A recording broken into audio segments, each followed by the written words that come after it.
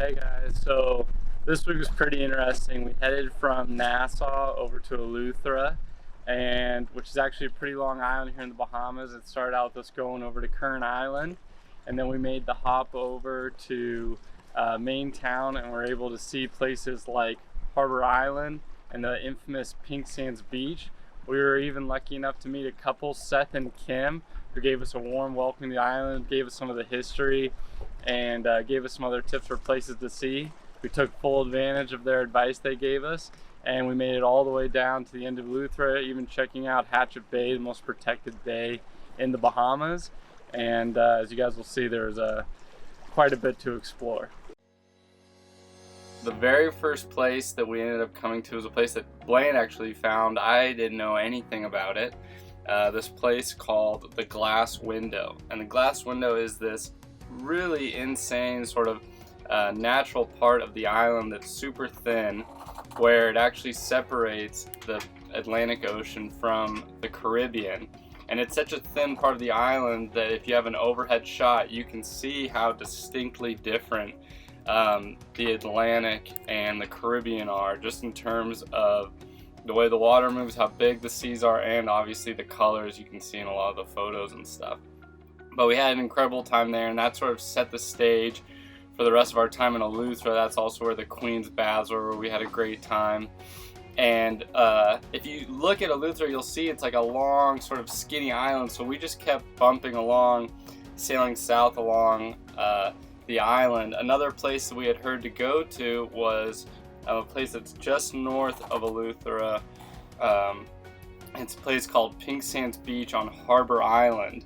Everyone on Eleuthera was super helpful with rides, so getting a ride and hitching was almost instantaneous. You would stick out your thumb for maybe 5-10 minutes and you'd almost always get a ride. Everyone was extremely nice, extremely helpful, and we were able then, after taking a small little ferry ride to Harbor Island, going to this place Pink Sands Beach, which is sort of this iconic Bahamian location where, because of the coral makeup within the sand and it being the specific red coloring, when it hits and becomes sand on the beach, it has this little pink hue to it, which is just really cool. It was just our own little paradise for the day. When we were at a place called Governor's Harbor, another crew member we had on, Adam, he had heard about these caves that were on the island, and so we were walking along, and they're just like these, I mean, you'd miss it easily, that it's like a cardboard sign off the side of the road that'll basically be like, cave here.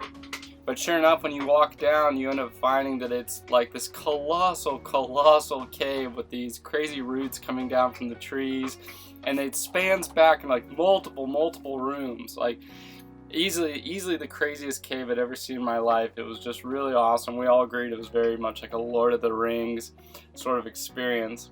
The final portion that everyone we talked to said you have to do in Eleuthera, you have to do it, is go see the lighthouse. Having to catch like at least 4 or 5 rides just getting down there, because they'd say, oh, I can't take you that far, I'll take you this far. And then eventually, after we turned one final corner, we came to this long stretching beach that was all to ourselves, and we could see the actual point, and we saw that the lighthouse is basically no more than like a flashlight on top of a stick in the ground. Just otherworldly experiences where you're at a place like, man, if people knew about this, this would be all over every magazine you could imagine. Just these incredible, beautiful beaches. Luck has had it for us the entire trip. A school bus came by with kids on it coming back from school, and they gave us a ride and at least got us close enough to a place where then we could catch a second hitch into town. But yeah, Eleuthera was the unexpected island of adventures. We thought it was just going to be sort of a laid-back thing, and it ended up being full of a bunch of cool stuff that all of us agreed were totally worth it.